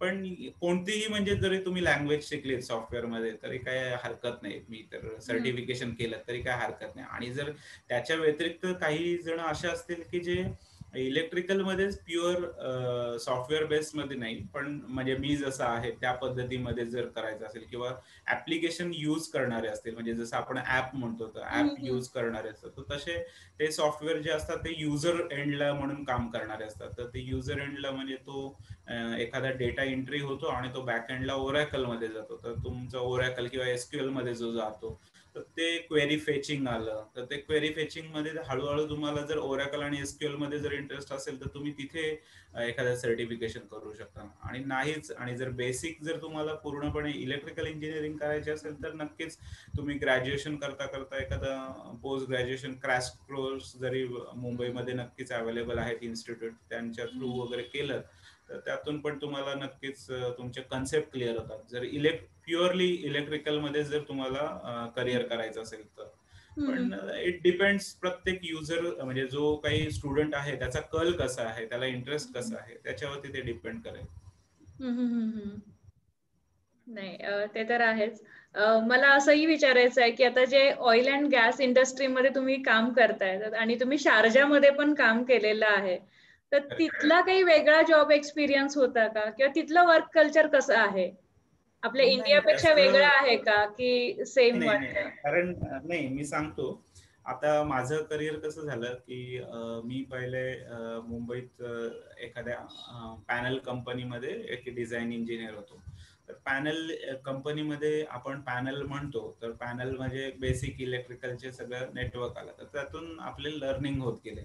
आणि मग असं करता करता मी एका दुसऱ्या कंपनीमध्ये सॉफ्टवेअर म्हणजे जे स्पेल म्हणून आहे, स्मार्ट प्लांट इलेक्ट्रिकल इंजिनिअरिंग असं, तर ते इंटरग्राफनी डेव्हलप केलेले ऑइल अँड गॅस सेक्टरमध्ये एक स्पेल म्हणून सॉफ्टवेअर आहे. तर त्याच्यावरती आम्ही न्यूक्लिअर पॉवर प्लांटचा एक प्रोजेक्टचा आम्हाला ऍक्टिव्हिटी होती त्या कंपनीमध्ये. तर त्यावेळी आपल्याला न्यूक्लिअर पॉवर प्लांटचं काहीच माहिती नव्हतं, पण आम्ही काय करायचो त्या सॉफ्टवेअरमध्ये आम्हालाही कळत नव्हतं, म्हणजे एक सांगायचं दृष्टी. पण त्यातून एक झालं की आम्हाला सॉफ्टवेअर शिकायला भेटलं, त्याच्या बॅकएंडचं ओरॅकल कळलं, त्याचं एसक्यूएल कळलं, त्याचा ऍडमिनिस्ट्रेटर आपण होऊ शकतो, म्हणजे ही एक कल आली. मग ते प्युअरली डेव्हलपमेंट किंवा तुमचं डेटाबेस मॅनेजमेंट मध्ये तुमचं करिअर होत होतं. पण नंतर मग मला माझ्या फील्डमध्ये फिक्स राहायचं होतं. माझं करिअर, माझा इंटरेस्ट प्युअरली माझ्या इलेक्ट्रिकल इंजिनिअरिंग मध्येच फोकस करायचा होता. हा माझा स्वतःचा इंटरेस्ट होता. पण असं काही नाहीये, तुम्हाला जसं भेटतो तो क्षण तुम्ही एन्जॉय करायचा, आणि त्यातून ते सॉफ्टवेअर पण शिकायला भेटलं, तर तो यूज होतोच मला आता पण. आणि मग त्यातून माझं काय झालं की मी दुसऱ्या मुंबईमध्ये टेक्निमॉन म्हणून कंपनी आहे, हे ऑइल अँड गॅस मध्ये, म्हणजे त्या कंपनीमध्ये मी आल्याआधी, ही इटालियन कंपनी आहे. इटालियन कंपनी असल्यामुळे त्यांचं करिअर फक्त 8 ते 5 हे फिक्स त्यांचं टायमिंग असायचं, आणि 5 नंतर आपण घरी येऊन तुम्हाला लाईफ खूप एन्जॉय करायला टाइम भेटायचा त्यावेळी. आता सगळं वर्क फ्रॉम होम मध्ये सगळं चेंज झालेलं आहे, सो तो सोडून द्या भाग. पण त्यामध्ये मग तुम्हाला स्वतःच एन्जॉयमेंट भेटायचं. तर मी काय केलं की त्या काळामध्ये 5ला सुटलं की मग थोड्याशा ऍक्टिव्हिटी करायच्या. मग आपण स्वतःच्या एखाद्या, माझं टीचिंगचं लेक्चरशिपचा मी फायदा म्हणून तिथे लेक्चरर म्हणून अजून मी इन्स्टिट्यूटला काही शिकवायला जायचो. तर तिथे पण मी काही असं, मग त्याच्यामध्ये फायदा काय झाला की माझं एका साईडला माझ्याच फील्डचे ऍक्टिव्हिटीज मला परफेक्ट होत होते. कारण प्रत्येक गोष्ट तुम्हाला लगेच येत नाही, त्यातून तुमचं एक्सपर्ट्स व्हायला लागतात. आणि त्याचा फायदा असा झाला की मी 5 वर्ष, म्हणजे जवळजवळ 8 वर्षाचा माझा टोटल एक्सपिरियन्स झाला. त्यावेळी मला शारजाची अपॉर्च्युनिटी आली, आणि आमच्याच फील्डमध्ये ती कंपनी मेन शारजाला आहे, मुंबईला आहे, चेन्नईला आहे, आणि दिल्लीला पण होती, पण आता या लॉकडाऊन मध्ये बंद केलं. तर ती कंपनी शारजाला आमच्या फील्डमध्ये असं म्हणायचं की तो ड्रीम होता सगळ्यांचा. म्हणजे जसं आपण म्हणतो तुमच्या फील्डमध्ये TCS किंवा इन्फोसिस मध्ये ज्याचा जॉब लागला तर तो एन्जॉय करतो, असं जस्ट एक असं ड्रीम असायचं स्वतःच किंवा या फील्डमध्ये आपल्याला. तर आम्हाला असं, म्हणजे बरेच जण म्हणायचे की अरे या कंपनीमध्ये जर तुम्हाला जॉब लागला तर तुमचं एवढी सॅलरी असेल, तुमचं हे करिअर घडवू शकतात असं. तर त्यावेळी एक स्वतःचं स्वप्न असायचे की तशी त्या कंपनीमध्ये तुम्ही जॉब करतात, त्यावेळी तुमचे कॉम्पिटिटर, तुमचं चांगली परफॉर्म करणारी कंपनी कळते. तर ह्या गोष्टी आम्हाला त्यावेळी तिथे कळल्या, आणि त्या पद्धतीने मला तो नेमकं म्हणजे असं समजू शकतो की ती अपॉर्च्युनिटी चालून आली, आणि मी झालं, म्हणजे माझा इंटरव्ह्यू झाला, आणि मग मी तिथे गेलो. तर तिथे गेल्यानंतर पण म्हणजे बेस आपल्याला कळला होता की कसं ऑइल अँड गॅस कंपनीज काम करतात, तर ते माहित होतं. आणि थोडंसं एफर्ट, हार्डवर्किंग वगैरे असल्यामुळे तसा मला काही त्रास नाही झाला. पण येस, तिथे गेल्यानंतर एक होतं की कंपनीमध्ये management all over the India, म्हणजे जे पब्लिक होते as well as all over the world, Lebanese म्हणा, गल्फमध्ये काम करणारे सगळे इंजिनियर्स, त्यांचे म्हणजे आपल्याला वाटतं की फक्त आपण इंडियन्सच, किंवा आपलं जग फक्त महाराष्ट्रापुरतं लिमिटेड होतं. पण जेव्हा आपण बाहेर जातो तर त्यावेळी आपल्याला कळतं की जग किती मोठं आहे आणि त्याच्या मागचं पाठीमागे आपणच फक्त इंडियन्सच म्हणजे डेव्हलपर्स नाही आहेत किंवा ते चालवणारे नाही आहेत. तर त्याच्या मागे बऱ्याच जणांचं स्किल सेट्स आहेत. प्रत्येक कंट्रीमध्ये तेवढंच टॅलेंट आहे, तेवढेच त्यांचे इंजिनियर्स पण त्यांचे एज्युकेशन घेऊन ते पण आता खूपच स्ट्रॉंग झालेले आहेत. तर त्यामागे मग आपण बघितलं तर आपल्या बरोबरचा पण हा दुसऱ्या नॅशनॅलिटीचा इंजिनियर हाही तेवढ्याच पद्धतीने तेवढ्याच हार्डवर्कनी त्याच्यामध्ये कॉन्ट्रीब्युट करत असतो. तर हे आपल्याला एक एनर्जेटिक असतं. मग तिथे तुम्हाला मल्टीटास्किंग, मल्टी टीम बरोबर तुम्हाला ऍडजस्टमेंट आलं, तर त्याबरोबर त्यांचे लँग्वेज बरोबर तुम्हाला कोप अप करावं लागतं, त्या फ्रिक्वेन्सीला मॅच करावी लागते. तर ह्या इनिशियली थोडाफार होतो फरक, म्हणजे असं, पण इट्स हे काही बेस नाहीये. तर ते आपलं तुमचं बेस क्लिअर असेल तर नक्कीच तुम्ही कुठेही सूट होऊ शकता. आणि मग तिथे काही जास्त मला काही कठीण नाही गेलं म्हणजे ऍडजस्ट व्हायला. आणि मी माझं फक्त कामामध्ये परफेक्टनेस आपलं हॅबिट होती, तर त्यामुळे तसं काही इश्यू आलाच नाही कुठे. आणि मग त्या फील्डमध्ये लेक्चरशिप केलेलं असल्यामुळे, बेस क्लिअर असल्यामुळे तुम्हाला तिथे एन्जॉय पण करायला भेटलं. आणि सगळ्यांचं ड्रीम असतं की बाबा चला दुबईला जातोय, तर एक तो पण जवळचा भाग होता, मग ते एन्जॉय करायला भेटलं. सो एक थोडंफार अशा पद्धतीने काम करून आपल्याला तिथे फ्रायडे सॅटर्डे सुट्टी असते, तर तिथे फ्रायडे सॅटर्डे मध्ये मग ग्रुप्स होते आणि भरपूर सारे महाराष्ट्रातले इंजिनियर्स, भरपूर सारे मुंबईतली टीम वर्क होते. आणि लकीली मी असं म्हणेल की आम्ही ज्या कंपनीमध्ये पूर्वी मुंबईमध्ये होतो, तर आम्ही जेव्हा पेट्रोफॅक म्हणून कंपनी आहे त्या कंपनीमध्ये गेलो, तर आमच्या वेगवेगळ्या फील्डचे त्या टेक्निमॉन कंपनीमधून 25 इंजिनियर्स त्यावेळी 2013ला आम्ही सगळेजण जॉईन झालेलो. सो आम्हाला कुठेच वाटलं नाही की कंपनी चेंज झाली म्हणून, कारण असं होतं की जसं काही कॉलेजच आपलं सगळं इकडचं उचलून तिकडे चाललेलं आहे. सो त्या पद्धतीने आमचं ती एक एन्जॉयमेंट होती. आणि आजूबाजू म्हणजे माझ्याच डिसिप्लिन मधले, म्हणजे इलेक्ट्रिकल मध्येच कामं करणारे आम्ही एकाच कंपनीमध्ये 3 जण त्यावेळी गेलो होतो. एकाच प्रोजेक्ट मध्ये काम करणारे एक 10-12 होते. तर नंतर असं कुठेच असं वाटलं नाही की आपण वेगळ्या कंपनीमध्ये आलोय. आणि तिथे सगळेजण आपल्याच महाराष्ट्रातले पण, म्हणजे 50% peoples are all are from Maharashtra. आणि मग बाकी साऊथ इंडियन्स होते नंतर. तर त्यामुळे थोड्याशा वेगवेगळ्या लँग्वेज आल्या, ते वेगवेगळ्या तुम्हाला थोडस ऐकायला कानावर भेटतं. नुसतंच आपण फक्त मराठी बोलत असतो, तर ते थोडस वेगळ्या लँग्वेज पण ऐकायला भेटल्या. अरबी इंजिनियर्सच्या अरबी लँग्वेज याही तुम्हाला कानावर पडत होत्या. तर त्यातून लेबनीज आले, काही ब्रिटिश आले, काही इटालियन होते. सो ह्या वेगवेगळ्या लँग्वेजेस तुम्हाला त्यावेळी तुम्हाला कानावर पडतात. मे बी काही जण परफेक्ट शिकतात पण त्यातून. मी थोडं कमी पडलो म्हणू शकतो की लँग्वेज ग्रास्प करायला. पण येस, थोडासा आवड निर्माण होते तुम्हाला त्या दुसऱ्या वेगवेगळ्या लँग्वेज वरती पण तुम्हाला प्रभुत्व काही जण करू शकतात. तर त्यात पण तुमचं करिअर होऊ शकतं. आणि कोणतीही लँग्वेज जर तुम्ही शिकाल, तर तुम्ही कुठेही गेलात, जर तुमचं सेल्स मध्ये असेल तर तुम्ही सेल्स वाल्यांना लँग्वेज जर प्रोफिशियन्सी जर वेगवेगळ्या लँग्वेज असेल, तर काही त्यांचा सेल्स प्रॉडक्ट सेल होणारच, यात काय खोटं नाहीये. तर कोणती लँग्वेज शिकू शकता तुम्ही साइड बाय साइड. ते त्यामध्ये तुम्ही खूप एन्जॉय केलंय. आणि मग त्या फील्डमध्ये जर तुमचं कामाच्या बाबतीत बोलाल, तर काम काहीच मला चेंज वाटलेलं नाही. त्यातून फक्त एक आहे की मला जितकं मला इंटरेस्ट होतं त्या पद्धतीचं काम भेटत गेलं. आणि म्हणजे जितकं तुम्ही तुमचा इंटरेस्ट दाखवाल त्या पद्धतीचं, त्या पद्धतीने तुम्हाला काम देण्यात आलं. सो तो एक माझं म्हणजे असं तिथे असं कुणाला बायस नाही की तुम्ही ज्युनियर आहात म्हणजे तुम्हाला हे काम नाही येणार, असं कुठे बायस नाही. मे बी काही कंपन्यांमध्ये तसं मुंबईमध्ये किंवा काही कंपन्यांमध्ये होतं की नाही नाही, ही ऍक्टिव्हिटी तुला जमणार नाही, हा सिनियरच करू शकतो. तर तसं काही नाहीये, कारण तिथे तुम्ही म्हणाल तुमचा इंटरेस्ट असेल तर तुम्हाला ती ऍक्टिव्हिटी दिली जायची. सो त्याच्यातून एक आहे की तुम्हाला आपोआप तुमच्या अंगावर पडलं की तुम्ही काम करायला एक्सपर्ट होताच. म्हणजे त्यात एक्सपिरियन्स असावाच लागतो असं काही नाही. तुम्हाला थोडंसं गुगल वगैरे केलं की तुम्हाला थोडं माहिती, थोडंसं रिडिंग करून तुम्ही त्यातून पडाल.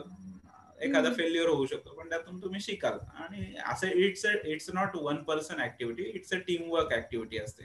सो टीम वर्क मध्ये तुम्ही अनसक्सेसफुल होण्याचे चान्सेस खूप कमी आहेत. म्हणजे जरी तुम्ही कुठेतरी कमी पडत असाल, पण तुमचे बाकीचे साथीदार तुम्हाला ते नक्कीच त्या गोल अचीव्ह करण्यासाठी तुम्हाला मदत करत असतात. सो टीमवर्क मध्ये तुम्हाला काम करायला नक्कीच हेल्पफुल राहतो. तर येस, कामात असं काही चेंज नाही मला भेटला, पण ऍक्टिव्हिटी वाईज वगैरे मला नक्कीच एन्जॉय करायला खूप भेटला. आणि वेगवेगळे प्रोजेक्ट्स हँडल केले, वेगवेगळे क्लायंट हँडल केले, आणि वेगवेगळ्या क्लायंट सोबत इंटरॅक्शन करावं लागतं, तिथे वेगवेगळ्या मीटिंग्स अटेंड कराव्या लागतात. सो त्या ऍक्टिव्हिटी वाईज जर बघाल, मुंबई वर्सेस हे मला करिअरच्या पॉइंट ऑफ व्ह्यू तिथे खूपच घडायला भेटलं. मुंबईमध्ये थोडंसं आपल्याला मोठ्या कंपनीमध्ये बघाल तर तुम्हाला एखादी ऍक्टिव्हिटी दिली तर तुम्ही त्याच्यात तरबेज होता किंवा एक्सपर्ट होता म्हणू शकतो. पण त्या बाहेरच्या कंपन्यांमध्ये गेलात तर तुम्हाला वेगवेगळ्या मल्टिपल ऍक्टिव्हिटी तुम्हाला कराव्या शिकायला भेटतात, आणि त्यातून तुम्हाला नक्कीच एन्जॉयमेंट असते. सो एन्जॉय करता करता जर तुम्ही काम केलं तर तुम्हाला कुठेच कमी पडू नाही शकत तुम्ही. Yes, exactly. आणि इतर वेगवेगळ्या कल्चरचे लोक असल्यामुळे एक त्यांचं पण नवीन काहीतरी शिकायला मिळतं, ऍटलीस्ट कानावरती पडतं. नाही, आणि त्यातून तुम्हाला त्याचे ते कसे एन्जॉय करतात, त्यांचं टाइम, काही जण प्रत्येकामधून शिकायला भेटतं. त्यातून तुम्हाला, तुम्ही जर त्याच्याकडे जर नीट ऑब्झर्वेशन केलं त्या इंजिनियरकडे, तर तो म्हणजे काम तर करतोच, सगळेच काम करतात, म्हणून तर त्या कंपनीमध्ये तुम्ही काम करत असता. सो काम तर सगळेच करत असतात, पण त्यातून तो त्या कामातून तो बाकीचा टाइम कसा स्पेंड करतोय उरलेला, तो कसा त्याच्यातून हे करतोय. कोणी फिजिकल फिटनेस ठेवतो, कोणी फॅमिलीला टाइम देतो, कोणी एन्जॉय करतो, कोणी टुरिझम करत असतो. सो त्याच्यातून प्रत्येकामधून तुम्हाला एक एक काही ना काहीतरी त्याच्यातून शिकायला भेटत असतं. तर तो तुम्ही त्या पद्धतीने जर लक्ष दिलं तर नक्कीच तुम्हाला त्यांच्याशी इंटरॅक्शन केलं की तुम्हाला त्या कंट्रीवरती पण तुम्हाला प्रेम व्हावं लागतं नंतर मग आपोआप, की तुम्हाला वाटेल, क्युरियोसिटी वाटेल, अरे वा, छानच आहे ही पण कंट्री. म्हणजे एखाद्याला त्याला तुम्ही जर जवळ करून विचारलं की बाबा हे कसं आहे, तुमच्या इथे काय स्पेशल आहे, आता आपल्याला टुरिझम मध्ये सगळंच कळलेलं आहे, पण जर त्याच्याकडून ऐकलं तर तोही उत्सुकतेने तुम्हाला सांगत असतो. जसं तुम्हाला विचारलं की मला विचारलं की आपल्या कोकणाबद्दल माहिती सांग, काय आहे, तर आपण खूपच आनंदाने सांगत असतो. तसं ते पण आहे, तर त्यांना पण त्यांच्या लँग्वेज मध्ये जर आपल्याला विचारायचं, लँग्वेज नाही पण जर जस्ट इंग्लिश मध्ये जरी आपण विचारलं तरी त्यांना पण खूप इंटरेस्ट येतो सांगायला. मग त्याच्यातून तुम्हाला पण आवड निर्माण होते. मग ते कसे घडले, हेही गोष्टी असतात. तर या अशा वेगवेगळ्या गोष्टी, मल्टी नॅशनॅलिटी पीपल्स बरोबर तुम्ही जर काम कराल तर अशा कंपन्यांमध्ये तुम्हाला नक्कीच स्वतःला शिकायला भेटतं आणि घडायला भेटतं. तर करिअर नक्कीच तुमचं घडेल, त्याच्यात काही डाऊट नाही. येस. सगळ्यात आवडलेली गोष्ट म्हणजे मला काय की बाबा तुम्हाला तुमच्या मनासारखे प्रोजेक्ट्स मिळत गेले, म्हणजे ज्या ज्या फील्डमध्ये मला हे काम करून बघायचंय त्याचा एक्सपिरियन्स घ्यायचा, आणि लकीली ते सगळं होत गेलं. म्हणजे संधी भरपूर आहेत आणि त्या मिळतही गेल्या, त्या शोधल्या पण तुम्ही, त्यामुळे त्या सगळ्या गोष्टी होत गेल्या. असंच काही भेटलं नव्हतं आपल्याला, त्यासाठी प्रयत्न होते. पण एवढं सगळं होत असताना ह्यामध्ये चॅलेंजेस काय येतात? चॅलेंजेस तर प्रत्येक वेळी असतात. म्हणजे चॅलेंज तर तुम्हाला, म्हणजे मेन तर चॅलेंज कसे असतात की तुमच्यापेक्षा जर तुमचा क्लायंट जर स्ट्रॉंग असेल टेक्निकली, तर हा तेवढ्यात मोठा स्ट्रॉंग पॉइंट असतो की तुम्हाला तुमचं इंजिनिअरिंगची ऍक्टिव्हिटी हे सेल करणं, हे जास्त सेल म्हणजे तुम्हाला त्याला कन्व्हिन्स करायचं आहे. एखाद्या समजा एखादा इलेक्ट्रिकल किंवा एखादा कन्सेप्ट आहे, तर तो त्यांनी तुम्हाला कमेंट दिली की एखाद्या डॉक्युमेंट मध्ये त्याचं अप्रुव्हल आपल्याला लागतं.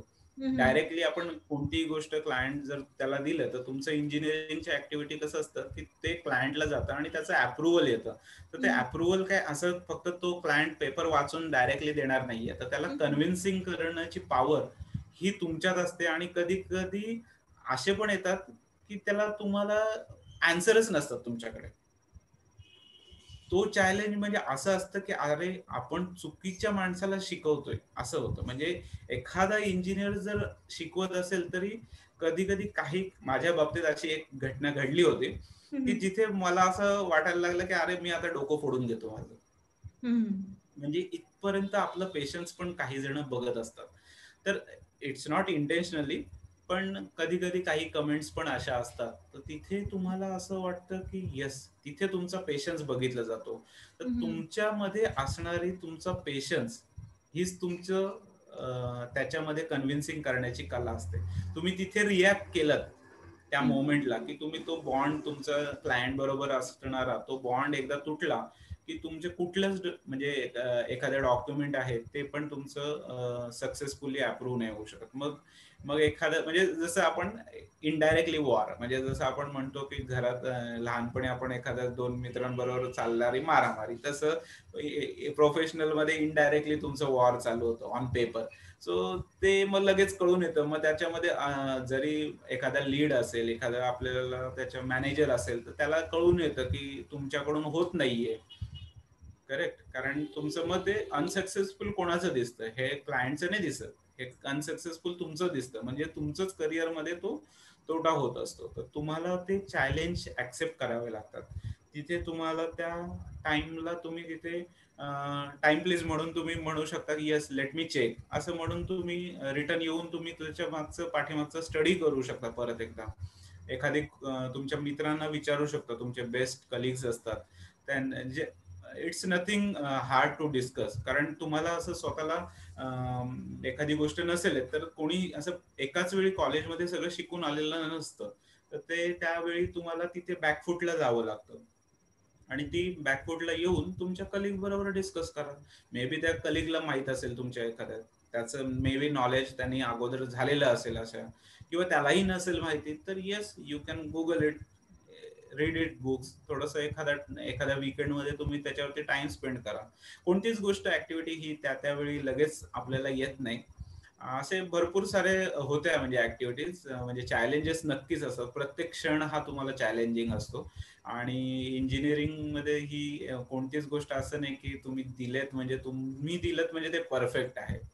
परफेक्ट होण्यासाठी त्याच्यामध्ये बऱ्याच जणांचं कॉन्ट्रीब्युशन असतं. तर तुमच्या परीने तुम्ही परफेक्ट आहात, पण ते फिनिश प्रॉडक्टच्या मानाने ते नसेल परफेक्ट. तर त्यासाठी मग परत त्याच्यावरती त्याचं तुमच्या मॅनेजरचं कमेंट असू शकतात. तर त्या मॅनेजरला कन्व्हिन्स करणं आलं, मग क्लायंट आला. तर अशा वेगवेगळ्या पद्धतीचे असतात. त्याच्या व्यतिरिक्त मेन तर कोणताही प्रॉडक्ट जर बघितलं तर त्याच्यात क्वालिटी आली, तर क्वालिटी चेकिंग करणारे क्वालिटी इंजिनियर्स असतात. तर क्वालिटी इंजिनियर्सना पण त्यांना पण कन्व्हिन्स करण्याची पॉवर तुमच्यामध्ये असली पाहिजे. So as you more interact the people you will improve your convincing power. Otherwise जर तुम्ही तुमच्या घरातच फक्त तुमच्या मर्यादेतच राहिलात तर तुमच्यामध्ये कन्व्हिन्सिंग पॉवर ही डेव्हलप होणारच नाही. तर त्यासाठी तुम्हाला कॉलेज पासूनच तुम्ही एखादा समजा पिकनिकला तुम्ही एखादा ग्रुप गोळा करताय, तर तुम्ही 10 जणांना जर घेऊन पिकनिकला गेलात म्हणजे काय, तुम्ही 10 जणांना कन्व्हिन्स केलंय पिकनिकसाठी, म्हणजे तुमच्यात कन्व्हिन्सिंग पॉवर आलेली आहे. सो तसंच आहे, तसंच इंजिनिअरिंग मध्ये पण आहे. एखादी ऍक्टिव्हिटी तुम्ही कन्व्हिन्स एखाद्याला करू शकता. टेक्निकली बोथ आर राईट, फक्त त्या क्षणाला त्या मोमेंटला तुम्ही कसं रिॲक्ट करता, तुमचं पेशन्स कसं आहे. कधी कधी क्लायंट इंटेन्शनली करत असतात, कधी कधी इनडायरेक्टली करत असतात असं. तर ते त्यातून त्या मोमेंटला तुम्ही एन्जॉय करत तुम्हाला जर घेतलं तर ते चॅलेंजवरती तुम्ही मात करू शकता नक्कीच. आणि मग त्याच्यातून तुमचं जे सक्सेस तुमचं आहे ते दिसतं तुमच्या मॅनेजरला की येस तुम्ही सक्सेसफुल करू शकता, एखादा क्लायंट हँडल करू शकता.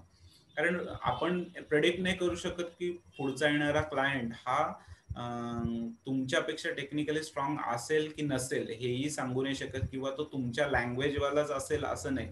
जर तुमच्या लँग्वेजवाला आला तर तुम्ही मराठीत पण बोलू शकता, तुम्ही तुमच्या लँग्वेजमध्ये मदर टंग मध्ये बोलून तुम्ही त्याला कन्व्हिन्स करू शकता.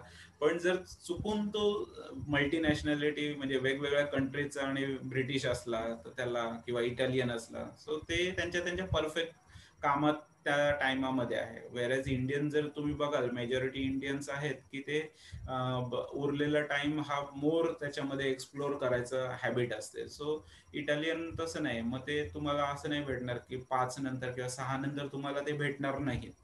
तर तुम्हाला असं वाटेल अरे माझं डॉक्युमेंट उद्यावरती गेलं approval. So you have to bear it.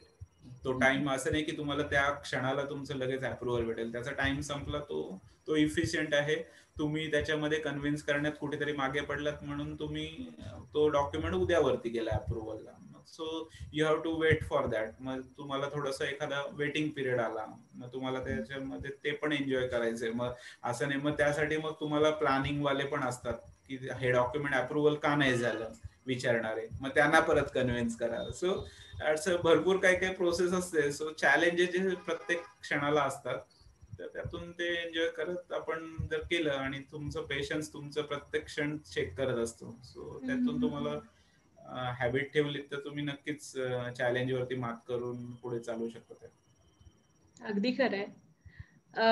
जसं तर मगाशी पण बोलता बोलता एक उल्लेख केलात की आता वर्क फ्रॉम होम सुरू आहे आणि सगळंच चॅलेंजिंग आहे. म्हणजे पहिले 8 ते 5 टाइम मध्ये काम केलं जायचं, पण आता काही लिमिट नाही राहिलेलं. मग स्वतःसाठी काही वेळ मिळतोय का? नाही, नाही, स्वतःसाठी तर आता वेळ राहिलेलाच नाही. जेवायला सुद्धा काम करता करता जेवावं लागतं, इथपर्यंत बेकार अवस्था आलेली आहे. म्हणजे असं म्हणत नाहीये की कोणी तुम्हाला एक्सपेक्ट नाही केलेलं आहे की असं पद्धतीने तुम्ही केलं पाहिजे काम. तुम्ही 8 ते 5 पण किंवा 8 ते 6 करू शकता. पण काय झालेलं आहे की आता ह्या वर्क फ्रॉम होम मध्ये प्रत्येकाला अनसिक्युरिटी झालेली आहे जॉबची. त्याच्यानंतर कोणाचं खूप म्हणजे तुमच्या वरचा मॅनेजर आहे तो कसा रिॲक्ट करेल हे कोणाला माहित नसतं. सो वर्क फ्रॉम होम मध्ये प्रत्येकाला आपापलं जॉब टिकवण्यासाठी जो तो आहे तो त्याचा एफर्ट्स 100% परीने टाकत असतो. मग तो त्याचा असा विचार असतो की चला मी याच्यापेक्षा अजून थोडं 2 तास अजून एक्स्ट्रा थांबलो तर अजून काम करेल, म्हणजे माझी प्रोडक्टिव्हिटी चांगली दिसेल असं.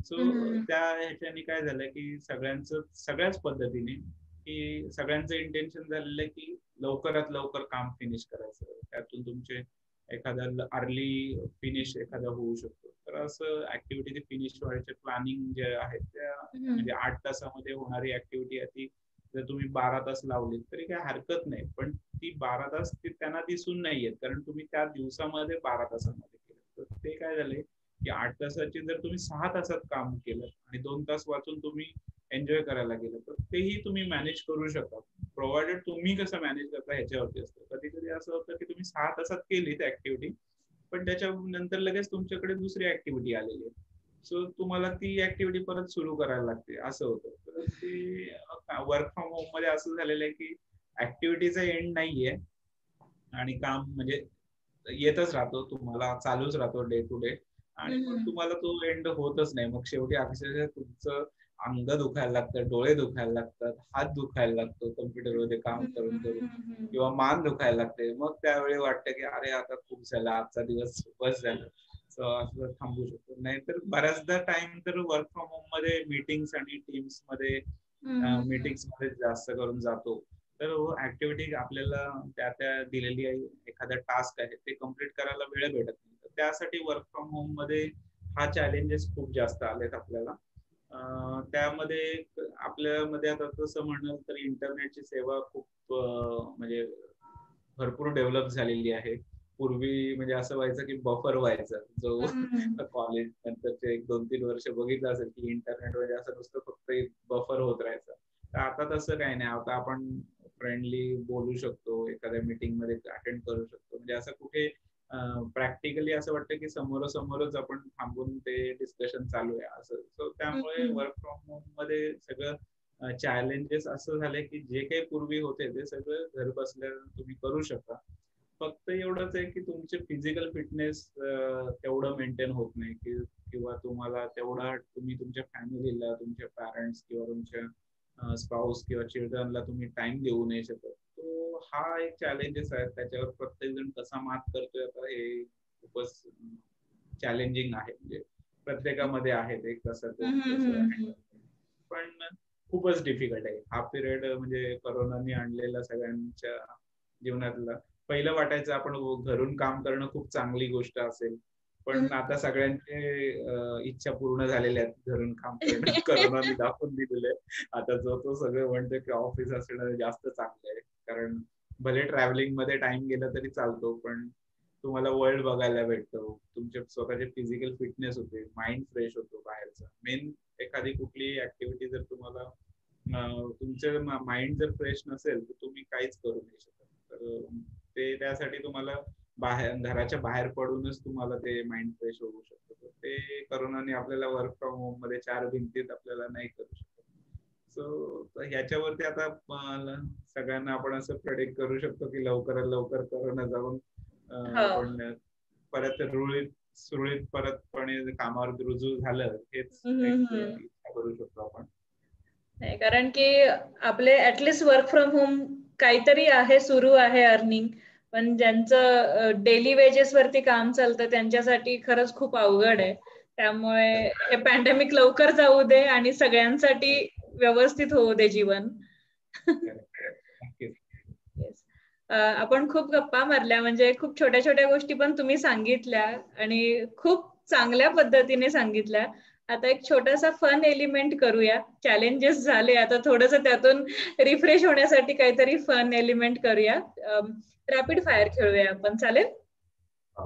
Rapid fire. मला तुमची स्ट्रेंथ सांगा. Hardworking. Weakness? Communication skill. Biggest fear? Biggest fear rapid. म्हणजे स्वतःलाच असं कमी कुठेतरी लेखतो, स्वतःला कमी कुठेतरी लेखतो. ओके, नका तसं करू तुम्ही. निगेटिव्हिटी थोडीफार येते, निगेटिव्हिटी येते, तो एक फिअर फॅक्टर राहतो. ओके. एक्स्ट्रीम हॅपीनेस कशातून मिळतो? हॅपीनेस एखादी तुम्ही जर बाहेर सोशल ऍक्टिव्हिटी जर केलं तर जास्त मला हॅपीनेस भेटतो. म्हणजे सोशल सर्व्हिस मध्ये जरा जास्त इंटरेस्ट घेतला तर त्याच्यातून जास्त आनंद होतो. म्हणजे एखाद्या लहान मुलांना शाळेमध्ये भेटणं, त्यांच्याशी गप्पा मारणं किंवा त्यांच्यासोबत झाडं लावणं किंवा असं काही म्हणजे मोस्टली 15 ऑगस्ट किंवा 26 जानेवारी यामध्ये मी सोशल ऍक्टिव्हिटी मध्ये जास्त इन्व्हॉल्व असतो. सो त्यावेळी मला जास्त एन्जॉय करायला असं मित्रांसोबत वगैरे ते जरा जास्त आवडतं. ओके. फेवरेट पास टाइम काय आहे? पास टाइम म्हणजे पास झाले कॉलेज डेज. ओके. हॉबीज काय आहेत? हॉबीज ट्रॅव्हलिंग आणि आता काय टीव्ही, पूर्वीपासून टीव्हीचीच वेळ लागलेला आहे. ओके. तुमचा आदर्श कोण आहे? आदर्श माझे स्वतःची आई आहे, कारण तिच्यातून मी खूपच काही शिकलेलो आहे. आणि तिने ज्या म्हणजे परिस्थितीमध्ये मात करून ती स्वतः कॉलेजमध्ये 10वी मध्ये ती तिच्या शाळेमध्ये म्हणजे बोर्डात पहिली आली. त्याच्यातून तिने जसं आकाश कंदील म्हणजे कंदिलावरती अभ्यास करून तिने स्वतःच्या म्हणजे मराठीमध्ये असं कोणतंही नॉवेल नसेल की तिने वाचलं नाही, म्हणजे नसेल, म्हणजे तिने ते कॉलेज पर्यंत ती नुसती रिडिंग मध्ये इतकी एक्सपर्ट होते की तिला म्हणजे फक्त तिच्या नावावरती मला ओळखलं जातं गावात किंवा आजूबाजूला, हिचा मुलगा असं. म्हणजे माझ्या स्वतःच्या कर्तृत्वावर मी काहीच नाही तिच्यातून मग माझे प्रत्येक क्षण तिने मला शिकवलं की कसं एन्जॉय करायचं हे तिने मला नक्कीच, जशी परिस्थिती असेल त्यातून तुम्हाला शिकायला तिच्याकडून मला खूप प्रत्येक वेळेस शिकायला भेटतं. म्हणजे आताही सुद्धा मी कधी गेलं तरी तिच्या तोंडावरची स्माइल ही नेहमीच असते, कधी रडवेला चेहरा नसेलच. सो त्या म्हणजे प्रत्येकाची आई ही जास्त करून असते, पण मला स्वतःला माझी आई जास्त हे गुरु म्हणून जास्त, कारण तिच्याकडून खूपच काही शिकण्यासारखं आहे. ओके. जर आयुष्याबद्दल काही एका वाक्यात बोलायचं असेल, आयुष्याला काहीतरी जर एक्सप्रेस करायचं असेल तर काय करणार? आयुष्य म्हणायचं असेल तर जस्ट जगण्यासाठी असेल तर जी अपॉर्च्युनिटी आहे तुमच्याकडे ती ग्रॅब करा आणि एन्जॉय करा. तर आयुष्य हे खूप लिमिटेड आहे. तर तुम्हाला म्हणजे माझ्या बाबतीत सांगतो की आपल्याला स्वतःला वाटायचं की मुंबईत राहून आपणच करिअर करू शकतो. तर नंतर जेव्हा मी स्वतः बाहेर गेलो होतो त्यावेळी मला जग फिरायला खूप आवडायला लागलं आणि असं आता वाटतंय की जेवढं आयुष्यामध्ये फिरता येईल तेवढं एन्जॉय करू. नक्कीच एन्जॉय करा. ओके. आणि असंच एन्जॉय करत राहा, अशीच स्माइल राहू दे कायम तुमच्या चेहऱ्यावरती. कारण की थ्रू आउट द कम्युनिकेशन ही स्माइल जी होती ती म्हणजे प्रत्येकाला हवीशी वाटेल अशीच आहे ती. नाही म्हणजे ऍक्च्युली आपण प्रत्येक वेळी जर एखादा स्माइल जर ठेवलं, स्मित हास्य ठेवलं, तर समोरचं जो कोणी असेल तुमच्या तर एक स्माइलने तुमचं पूर्ण काम करून जातं. आणि ते एक स्माइलच तुमची अशी असते की तुमचं पुढच्याला विन करायचं असेल, so you have to maintain your smile. So surely तुमच्यामध्ये तुमच्या बॉडी लँग्वेज वरच जास्त इफेक्ट आहे. तर तुमचं डोळे, तुमचे स्माइल, त्याच्यातूनच तुम्ही जग जिंकू शकता. ह्या इंटरव्ह्यूच्या माध्यमातून मी इतरांशी कॉन्टॅक्ट करत असते, तर तसंच नेक्स्ट कोणाला, तुम्हाला टॅग कोणाला करायला आवडेल? कोणाचा इंटरव्ह्यू तुम्ही कोणत्या फ्रेंडचं नाव सजेस्ट कराल?